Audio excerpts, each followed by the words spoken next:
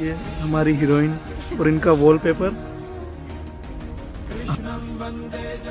પણ એક વ્યક્તિએ સપનું જોયું હતું અને એના સપનાને મેં ઇન્સ્ટાગ્રામ પર જોયું હતું.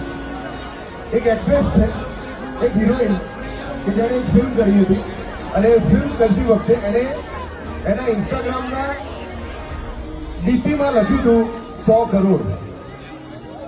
યાદ છે? I know that moment. તારી એ બિલીફ, તારું એ મેનિફેસ્ટેશન આજે લાલુને 100 કરોડ લઈને આવ્યું છે.